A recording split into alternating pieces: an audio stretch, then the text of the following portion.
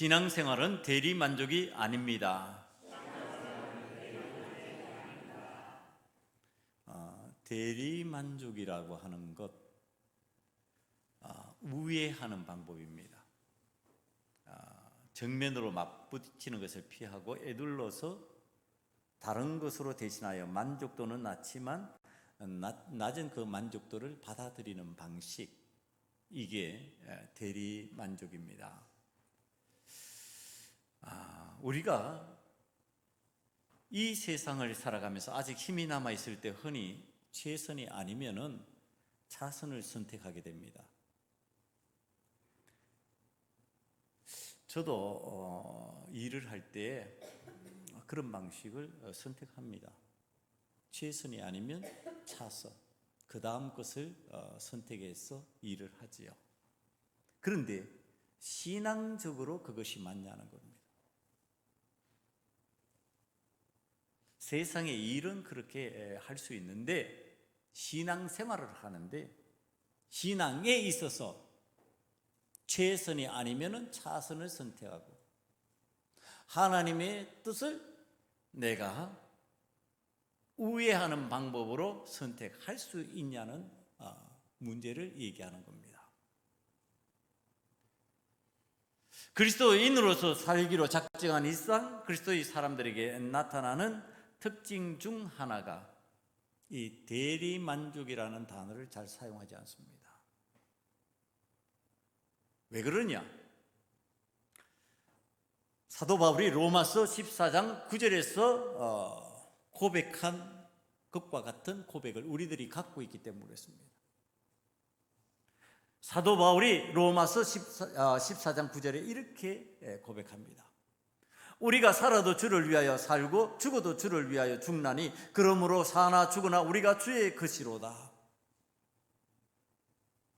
우리가 살아도 주를 위해서 살고 죽어도 주를 위해서 죽는데 우리는 주님의 것인데, 그런데 대리만족을 취한다? 안 되게 되어 있다는 겁니다. 그렇게 그것이 안 되는 일이다. 대리만족이 없이 살아가는 신앙인, 그런 사람들로서 우리가 이 세상을 살아갈 때 어떤 방식으로 살아가야 될까? 오늘 말씀이 그 부분을 가르쳐 준다는 겁니다.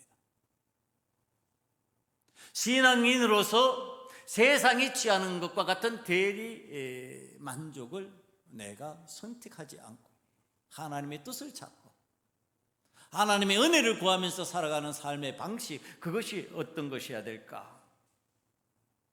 오늘 본문 말씀을 읽는데 본문 말씀이 두 군데입니다.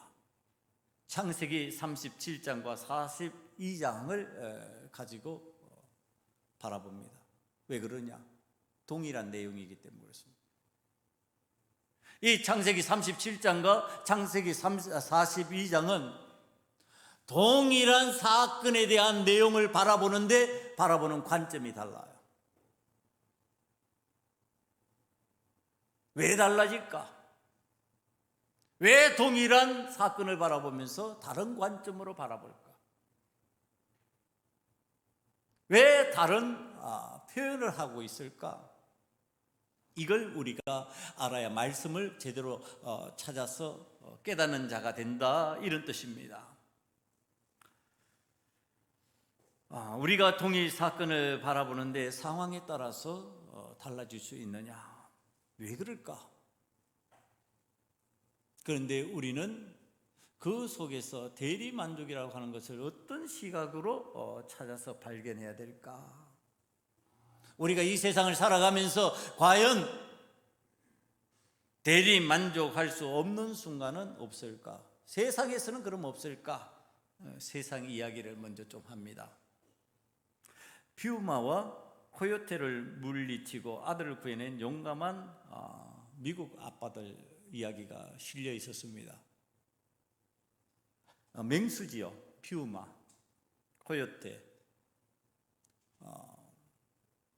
사람을 공격하는 속성도 가지고 있는 맹수들입니다. 먼저 2살배기 아빠 이야기입니다. 2살배기 아들을 데리고 미국 동부의 한 하이킹 코스를 가족들이 걷고 있었습니다.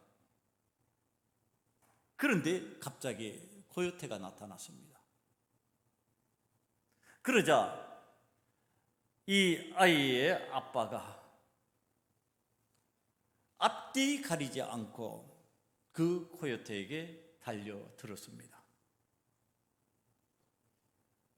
아들을 물고 넘어뜨렸던 그 코요테를 향하여서 아빠는 맨손으로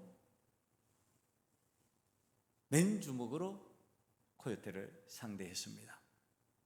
코요테의 주둥이를 길에 쌓인 눈 속에 파묻고 몸으로 코요테의 목 부위를 강하게 눌렸습니다.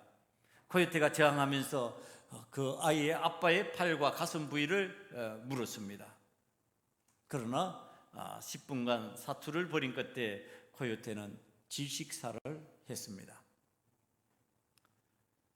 그 아버지는 야생동물을 죽여본 적이 없는데 기이한 경험을 했다고 CNN 방송에서 이야기를 했습니다. 공교롭게도 같은 날 서부에서 일어난 일입니다. 미국 서부 캘리포니아 주에서 등산 중이었던 가족에게 일어난 일입니다. 이번에는 3살 아들을 공격한 퓨마의 이야기입니다. 캘리포니아주 한 남성이 가족 5명과 함께 국립공원에 올랐습니다. 그러다가 야생 퓨마를 맞다닥 때린 겁니다. 퓨마가 나무에서 뛰어나와서 남성이 보는 앞에서 3살배기 아들을 물었습니다. 이에 남성이 소리를 지르면서 퓨마에게 달려듭니다. 자기가 메고 있던 가방을 던지면서 퓨마를 향하여서 공격하기 시작했습니다.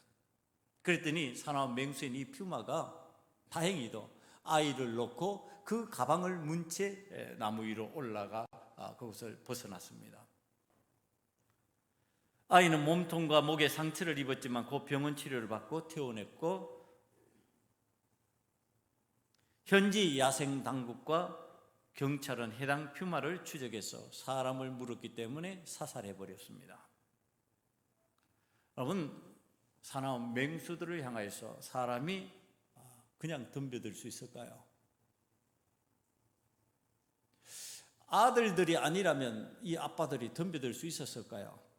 쉽지 않습니다. 제가 어릴 때 살던 동네에 그 시에 시장에 비서가 살고 있던 집이 있었습니다. 그 집에 멋있는 세퍼드가 있었습니다.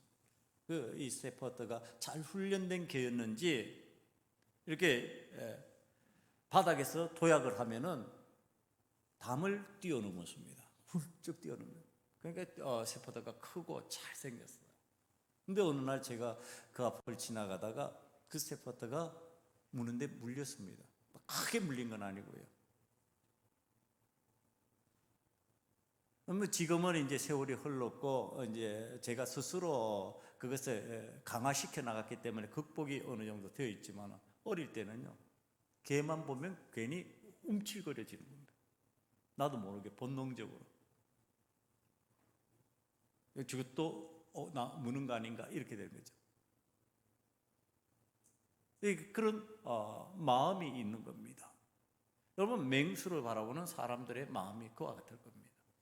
자기도 모르게 움츠러지는 거죠. 그런데 이 아빠들은, 이 아버지들은 덤벼들었습니다.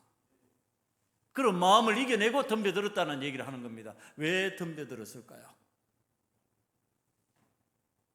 지금 이 아이들은 아버지에게 있어서 목숨과 같이 소중한 존재입니다. 이 아들을 대체할 수 있는 다른 어떤 것도 없습니다. 대리할 수 있는, 그것을 대신할 수 있는 다른 존재 자체가 지금 없습니다. 그럼 어떻게 해야 될까요? 그 아들을 대신할 수 있는 것, 대리할 수 있는 것, 대리 만족을 줄 수 있는 것 없으니까 지켜야지요. 보호해야지요. 본능적으로 지키려고 목숨을 걸고 덤비는 겁니다. 우리가 살아가는 세상의 학문 중에서 분석학이라는 것이 있습니다. 정신분석학 중에 방어기제라는 단어를 쓰면서 설명하는 부분이 있습니다. 방어기제, 자신을 외부로부터 방어하기 위해 사용하는 도구라는 뜻입니다. 자신을 외부의 어떤 것으로부터 방어하기 위해서 자기가 사용하는 것, 우리들이 그런 거 사용한다는 겁니다, 본능적으로. 그런데 그 방어기제 중에 대치라는 것이 있습니다. 이 대치가 뭐냐 하면, 바라던 욕구를 이루지 못해서 그와 비슷한 것을 선택하여 불안을 낮추는 겁니다. 비슷한 것을 선택하여서, 다시 말하면 다른 것으로 바꾼다는 뜻입니다. 대리만족 취한다는 겁니다. 내가 어떤 사람을 필요로 하는데 그가 도저히 이룰 수 없는 대상이라면 그에 대체하는 인물을 선택해서 최선 아닌 차선을 선택하는 게 우리들의 방어 기제라는 거예요. 우리들이 그렇게 하는, 익숙하게 하는 방법 중에 하나라는 겁니다. 그런데 이게 성경에도 등장을 합니다. 여러분, 성경을 찾아보면요, 창세기에서 야곱의 아내들 이야기가 등장을 합니다. 오늘 성경에 나오는 이 아들들의 어머니 이야기입니다. 창세기 30장 3절에서 5절 이야기를 보면은요, 라헬이 자기의 여종 비라를 자기의 남편에게 들어가라고 부추깁니다. 그리고 들여놓습니다. 그리고 이 비라를 통해서 아들을 낳습니다. 그 다음에 창세기 30장 9절에서 10절을 바라보면요, 자, 이 다음에는 레아가, 이 라헬의 언니 레아가 자기의 하녀 실바를 야곱에게 또 집어넣습니다. 부추깁니다. 그리고 거기에서 아들을 얻습니다. 왜 이 사건이 생겼냐 하면은, 라헬이 야곱의 사랑을 받는 아내입니다. 더 사랑을 받는 아내입니다. 그런데 사랑을 받는데 아들이 없는 거예요. 그러니까 속이 뒤집어지는 겁니다. 레아 언니는 덜 사랑받는 것 같은데 아들을 쭉쭉 낳습니다. 아들을 숨풍숨풍 잘랐습니다. 이게 속이 뒤집어집니다. 아니, 내가 아들을 못 낳는다면 내 하녀 비라라도 들여서 내가 그의 대모가 되어야지, 그가 낳은 아들의 대모가 되어야지. 이래서 비라를 집어넣어서 아들을 얻는 겁니다. 대리만족입니다. 그랬더니 레아가 그것을 바라보고 마음이 불편한 겁니다. 아니, 내가 아들을 잘났다가 갑자기 이 라헬의 하녀가 아들을 낳자 아들 낳는 게 안 됩니다. 그러니까 자기 하녀 실바를 집어넣어서, 그러면 나 아닌 실바가 있으니까 나도 실바를 집어넣어서 나도 대신 아들을 낳겠다. 대리만족 취하는 겁니다. 여러분, 나 안 되니까 누구를 통해서라도, 다른 것을 통해서라도 자신의 뜻을 관철하려는 인간의 의도 속에 지금 나타나는 것, 대리만족이에요. 이 대리만족 속에는 자기 위로와 자기 만족에 빠지는 경향들이 생겨납니다. 자기 만족, 자기 위로하는 방식이, 내가 원하는 나를 통한 그것이 안 된다면 그 외에 다른 것이라도, 자, 이렇게 되는 거죠. 지금 이 방식의 삶을 누가 배웠어요? 그의 자녀들이 배웠어요. 그의 자녀들이 어머니가 대치하는 대리만족의 삶의 방식을 배웠습니다. 자기의 욕구가 채워지지 않을 때 대치하는 방식, 대리만족 취하면 되지, 안 되면 그렇게 하면 되는 것이. 오늘 아버지의 사랑을 더 많이 받는 아들 요셉, 채색 옷을 입고 자신들 앞에서 그 사랑을 과시하는 동생 그 요셉이 오고 있습니다. 우리가 노력해서 우리가 애써서 아버지의 사랑을 더 받았으면 좋겠는데 그게 안 됩니다. 요셉을 이겨내고 내가 더 사랑받는 존재가 됐으면 좋겠는데 그 존재의 가치를 인정받지 못합니다. 그러면 어떻게 할까? 요셉을 없애버리자예요. 요셉을 없애버리면 되는 거지. 요셉을 내 삶에서 제거해버리면 요셉에게 갔던 사랑 내게로 넘어오겠지. 이 극히 자기중심적이고 자기지향적인 인간, 자신을 주인자 삼아서 살아가려는 인간의 의도, 자기가 영광을 받아야 되고 자기가 더 사랑을 받아야 되는 인간 밑바닥에 인심이 보여지는 장면입니다. 그런데 신앙적으로 이게 맞냐는 겁니다. 지금 야곱의 믿음의 사람, 야곱의 아들들이잖아요. 이스라엘의 지파가 그 이름에서 나오는 사람들이잖아요. 그러니까 지금 신앙인이라는 얘기죠. 이 신앙인들이 지금 취하고 있는 자기 만족, 자기 중심적인 자기 영광, 이거 맞냐는 얘기를 하는 거예요. 아니, 하나님께서 이루어 나가시는 계획 속에서 아니면 멈췄어야 되는데 안 멈춰서는 거예요. 자기 뜻대로 진행시켜버리는 거예요. 자기 만족을 위해서, 자기 영광을 위해서. 지금 그 일을 하면서 신앙적이라고 말할 수 있냐? 신앙인의 삶이라고 말할 수 있냐? 여러분, 우리 신앙인들은 오직 하나님 영광, 오직 주님, 오직 믿음, 오직 말씀이 우리의 삶의 내용입니다. 여러분, 신앙인들은 자기 영광 없어요.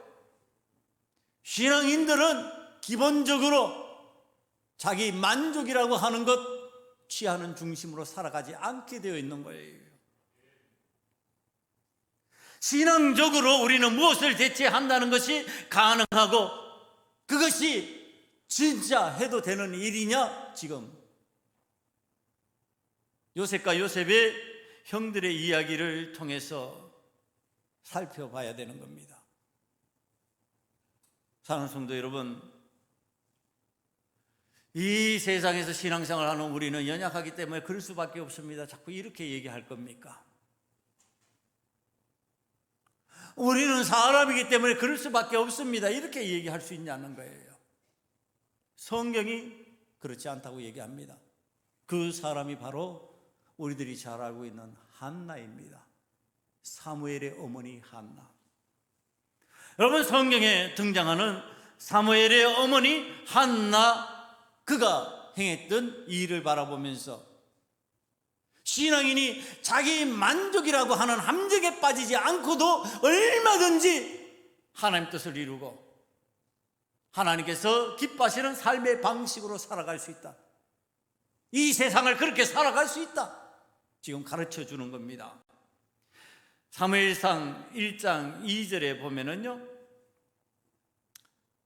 그에게 두 아내가 있었으니 한 사람의 이름은 한나요, 한 사람의 이름은 분인나라. 이렇게 얘기하면서 분인나에게는 자식이 있고 한나에게는 자식이 없었더라. 엘가나의 집안에, 엘가나라고 하는 사람에게 아마 두 부인이 있었던 것 같습니다. 그런데 분인나라고 하는 여인에게는 아들이 있었어요. 그런데 한나에게는 아들이 없는 거예요. 근데 있는 사람이 참 있으면은, 아유, 제가 아들이 없어서 얼마나 속상할까, 그러고서 좀 조심하면 좋은데, 이 분인나가 한나의 속을 빡빡 긁고 놓습니다. 나는 아들이 있는데 너는 아들 없지. 이제 내가 노년이 되면은 나는 아들이 나를 보호해 줄 거야. 근데 너는 보호받지 못할 거야. 그때 남편도 나이 먹었어. 너를 어떻게 하지 못할 거야. 나는 내 아들들이 나를 지켜줄 거야. 여러분, 자, 이 말을 듣는 한나가 속이 끓겠지요. 그런데 자식은 생기지 않지요. 아들은 생기지 않겠지요. 아들이 생기지 않으니까 방법을 찾았냔 말이에요. 어떤 방법을 찾았냔 말이에요. 라헬 같으면은 자기의 시녀 비라를 집어넣었는데 한나가 그런 방법 선택했냐는 거예요. 놀랍게도 성경은 그런 표현 방법이 없습니다. 그렇게 표현하지 않습니다. 한나는 먼저 남편 엘가나가 내가 너를 더 사랑한다, 내가 너를 더 아낀다, 그래서 내가 분인 나에게 주는 것보다 더 많은 재물을 너에게 주겠다 그러고서 재물을 안깁니다. 그에게 필요한 것을 채워줍니다. 더 많은 것으로 배나 더 많게 그들에게 안깁니다. 대리 만족했냐는 거예요. 내 남편이 나를 사랑해 주므로, 내 남편이 나를 사랑하는 정도로 많은 재물을 주었으므로 내가 그것으로 만족한다. 오케이. 아니, 한나는 머리를 흔듭니다. 아니라고. 그리고서 그가 하는 방식, 나는 하나님을 바라보겠다. 나는 여호와 하나님의 전으로 올라가겠다. 사무엘상 1장 10절에 보면은 한나의 모습이 나옵니다. 한나가 마음이 괴로워서 여호와께 기도하고 통곡하며 여호와의 전으로 올라가서 하나님을 상대로 하나님을 향해서 통곡하며 하나님 앞에 기도하는 거예요. 하나님과 나 사이에 엘가나를 개입시키지 아니하고, 하나님과 나 사이에 분인나를 개입시키지 아니하고, 그 어떤 대상도 그 속에 개입시키지 아니하고 하나님을 상대로 해서 아들의 문제를 품고 지금 기도하기 시작하는 겁니다. 여러분, 이것이 신앙인의 방법입니다. 다른 것을 찾지 않는 겁니다. 다른 대리 만족할 대상을 내가 발굴해내지 않는 겁니다. 그것으로 하나님의 은혜를 대신하지 않는 겁니다. 나는 하나님의 은혜를 구합니다. 나는 하나님의 방법으로 되는 사람입니다. 이 한나가 지금 하나님 앞에서 대치할 것들을 찾아내지 아니하고 대리 만족할 것을 찾지 아니하고 하나님을 찾았더니 하나님께서 그에게 아들을 선물로 주셨습니다. 그가 사무엘입니다. 하나님과의 약속대로 그 사무엘을 하나님께 드립니다. 하나님의 전에 하나님의 일꾼으로 드립니다. 그랬더니 하나님께서 더 많은 자녀들을 선물로 주셨습니다. 여러분, 이 방식입니다. 우리는 내가 하나님 앞에서 안 되는 것이 있으면 그러면은 다른 방법 선택하면 되지. 다른 것을 찾으면 되지. 그렇게 바라보지 않는 이 한나가 이루었던 방식, 이 방식을 우리는 하나님 앞에서 배워야 된다는 얘기를 하는 겁니다. 지금 창세기 37장과 42장의 본문에서 등장하는 이 내용의 이야기들, 지금 요셉의 형들이 취하는 방식들, 아니 아버지의 사랑을 못 받으면 사랑을 더 받기 위해서 애쓰고 노력하면 되는 것이지, 그 사랑을 받기 위해서 애쓰고 노력하는 것이 아니라 사랑받는 대상을 없앰으로 인하여서 내가 아버지의 사랑을 받겠다고 하는 그 대리만족의 방식을 취하냔 말이에요. 그런데 오늘 성경이 이 부분을 이야기하면서 아주 묘한 것 하나를 우리에게 보여주고 있습니다. 요셉의 형들은 동생의 액을 벗고라는 소리가 들리지 않았습니다. 37장에서요 요셉의 형들의 마음들을 지금 표현해 놓은 이 성경 구절에서 요셉이 액을 복걸하는 소리가 없는 것처럼 잠잠합니다. 왜 그러냐? 형들의 귀에 안 들렸으니까. 형들의 귀에 지금 동생의 액을 복걸하는 소리가 안 들렸기 때문에 기록하지 않은 겁니다. 안 들린 거예요.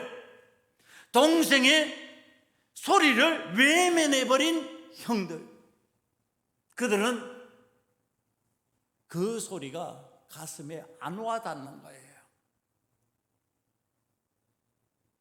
그런데 십수년이 지나서 지금 상황이 바뀌었어요. 그런데 그 요셉이 액을 복걸했던 그 소리가 지금 들리는 겁니다.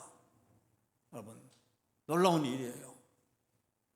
그때는 안 들렸었는데 지금 그 요셉이 액을 복걸했던 그 소리가 들리는 거예요. 왜 그랬을까요? 입장이 바뀐 거죠. 형들은 요셉을 노예로 파는 순간에 자신들은 강자였습니다. 강한 자였습니다. 힘이 있는 자였습니다. 힘이 있었기 때문에 얼마든지 요셉을 마음대로 할 수 있다고 생각하고 그의 소리에 귀를 기울일 필요가 없었던 거예요. 그리고 내가 마음 먹은 대로 행동하고 내 마음대로 그를 팔아버리기로 결정을 한 겁니다. 그래서 내 마음이 원하는 대로 팔아버리고 대리 만족을 취하는 겁니다. 강자가 되었을 때 나타나는 현상이에요. 약자가 되어보니까 안 들렸던 소리가 들렸어요. 그때 요셉이 액을 복걸했었구나. 그때 요셉이 탄식했겠구나. 지금 내가 그 입장이 되어보니까 내게서 탄식이 나오는구나. 내가 지금 이 내 눈앞에 있는 애굽의 총리 대신 앞에서 액을 복걸해야 되는 상황이 되었구나. 지금 깨닫는 거예요. 지금 약자가 되니까 깨닫는 거예요. 여러분, 이게 바른 신앙 맞냐는 얘기를 하는 겁니다.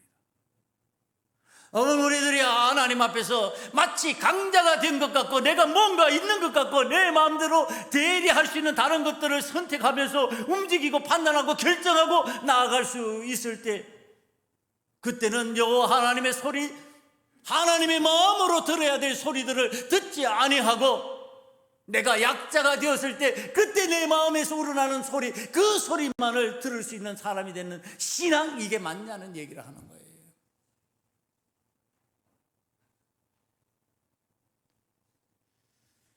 성경의 창세기 42장 21절부터 23절을 읽으면서 여러분들 묘한 내용을 하나 살필 수 있어야 됩니다.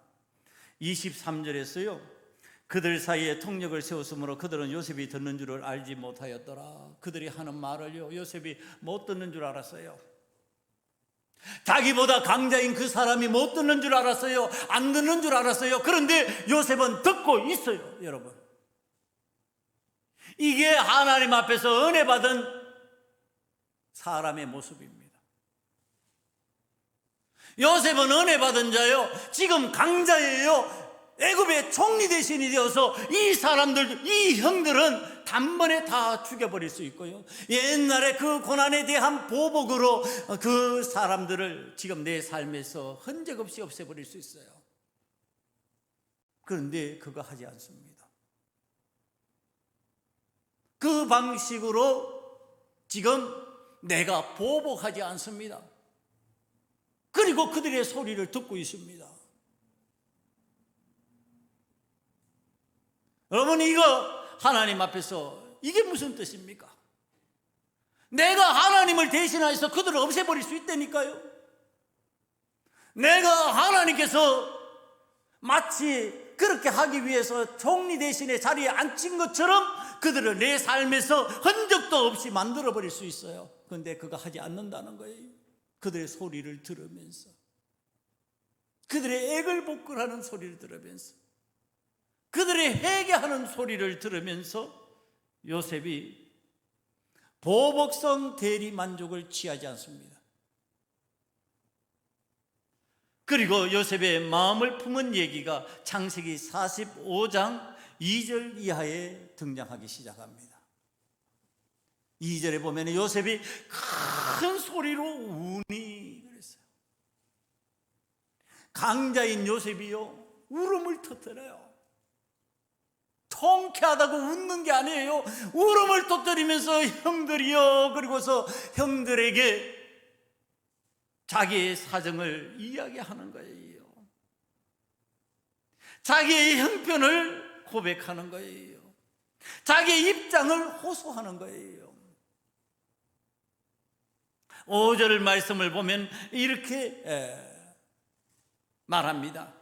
당신들이 나를 이곳에 팔았다고 해서 근심하지 마소서, 한탄하지 마소서. 하나님이 생명을 구원하시려고 나를 당신들보다 먼저 보내셨나이다. 여러분, 강자가 된 신앙인의 모습이에요. 힘이 있는 신앙인의 모습이에요.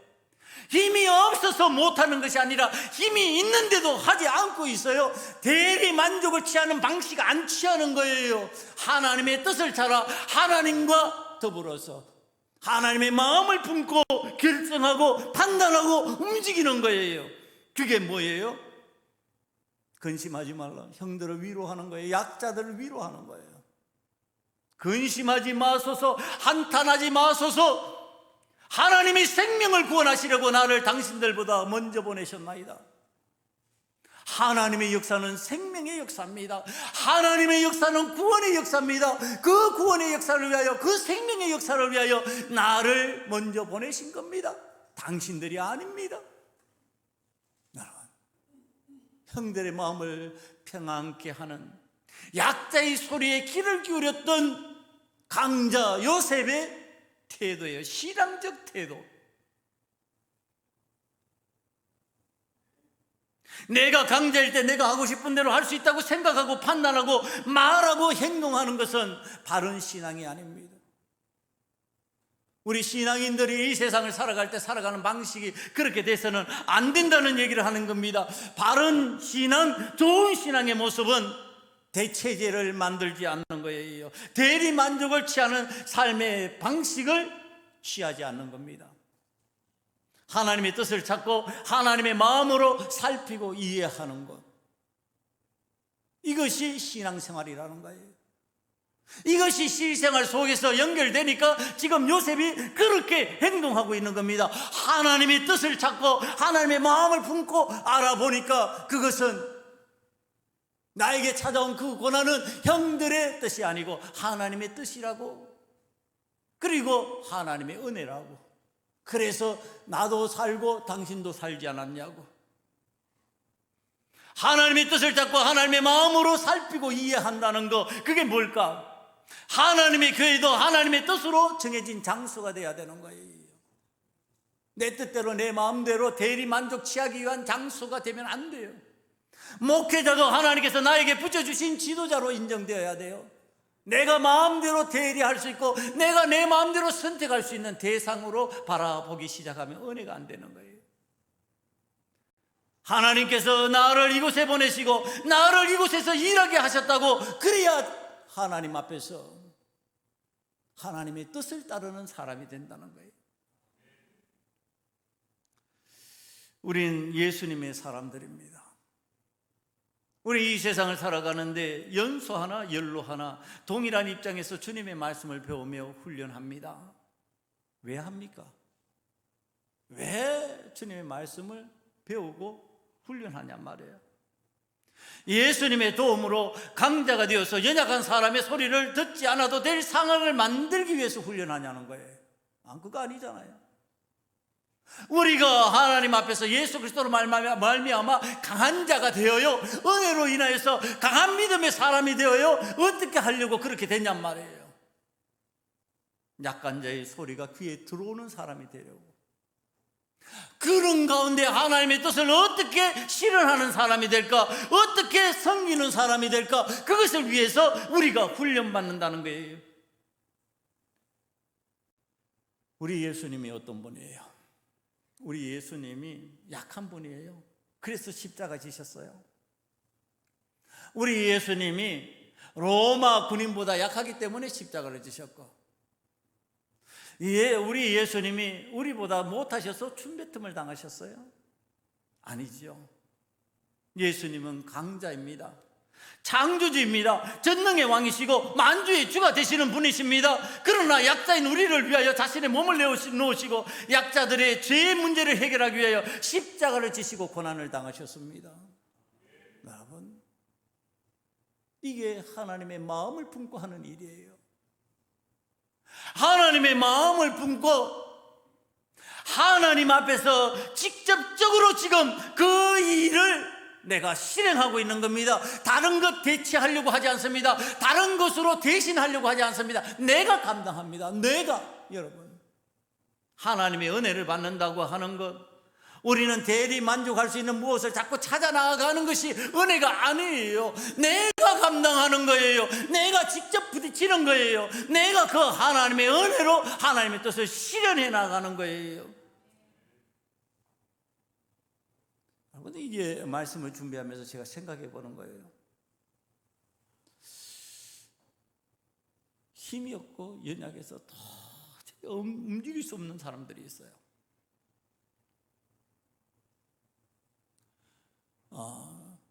제가 관심 있게 자꾸 살펴보는 전쟁 난민들, 아프리카의 빈곤층들, 뭐 이런 사람들, 또 우리나라에서도 누가 돕지 않으면 아무 일도 할 수 없는 사람들, 이런 사람들이 이제 주로 관찰의 대상이 되고 제가 주위에서 살펴보는데요.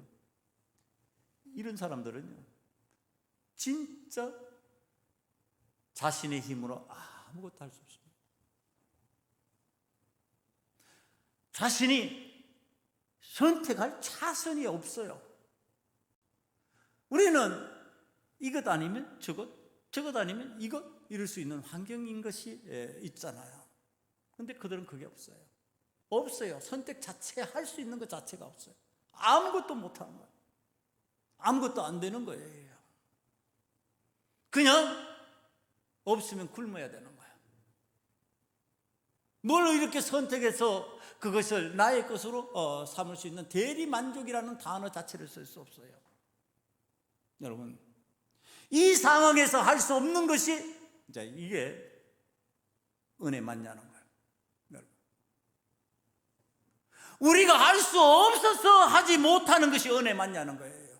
우리가 그런 사람들을 도와야 되는 상황인데, 그런 분들에 대한 관심을 기울이고 우리가 그들의 삶을 함께 일으켜야 되는데, 근데 우리가 바라보는 거예요. 자, 지금 내가 아무것도 할 수 없는 입장이 되어버렸어요. 아무것도 할 수 없는, 정말 이것저것 선택할 수 있는 어떤 기력 있는 모습이 아니에요. 기진맥진해버렸어요. 탈진해버렸어요. 인생이 완전히 절망에 빠져서 아무것도 할 수 없어요. 아무것도 할 수 없는 그것 자체가 은혜이냔 말이에요. 여러분, 그리스도인의 은혜 받았다 이럴 때 그 은혜가 무엇이 은혜이냐 하면은 바로 요셉과 같은 것의 상황이 은혜예요. 나는 강자예요. 나는 뭔가를 할 수 있어요. 나는 이것도 선택할 수 있고 저것도 선택할 수 있어요. 그런데 대리 만족을 취하지 않는 거예요.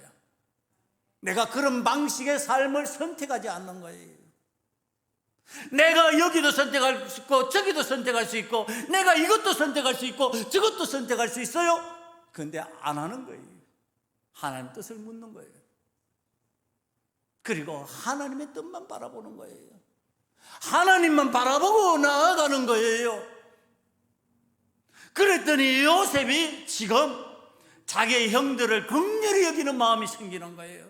자기의 형들을 불쌍히 여기는 마음이 생기는 거예요. 그래서 그 형들 앞에서 엉엉 울고 있는 거예요. 뭘 울 일이 있어요? 화 벌컥 내고 마음대로 치도곤하고 마음대로 공경에 빠뜨리고 마음대로 짓밟아 버릴 수 있는데 그거 안 하는 거예요.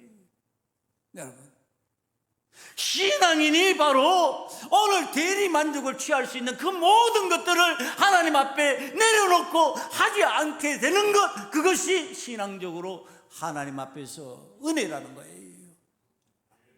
그것이 신앙이 강해진 강자의 은혜예요.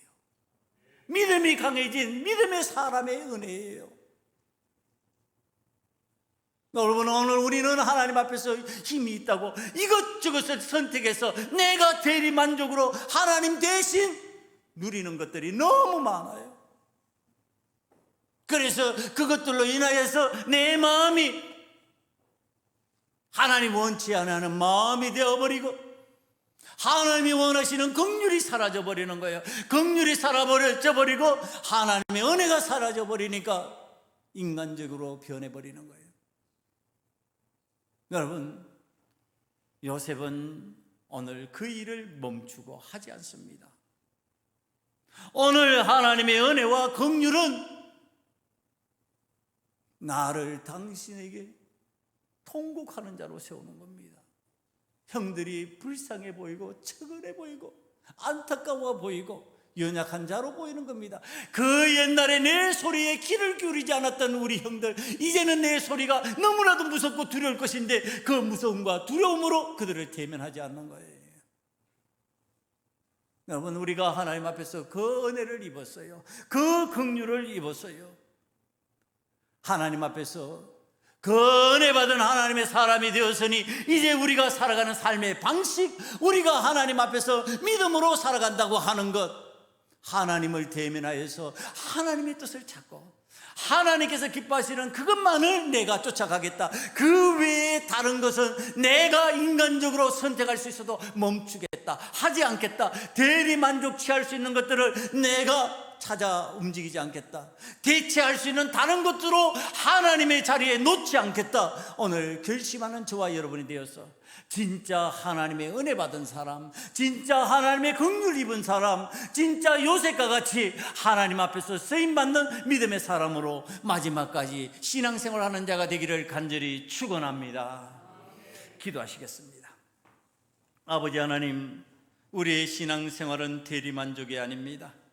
아버지 하나님, 하나님과 직접 대면하지 않고 결정하고 판단하고 움직이는 그 모든 것들, 하나님 앞에서 우리는 이제 행하지 않기를 원합니다. 하나님 기뻐하시는 그것을 행하는 자가 되기를 원합니다.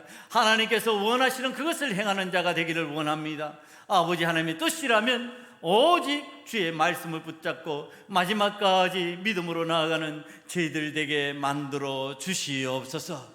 예수님 이름으로 감사하며 기도드리옵나이다. 아멘. 찬송가 50장 부르시면서 준비한 예물 하나님 앞에 드리겠습니다.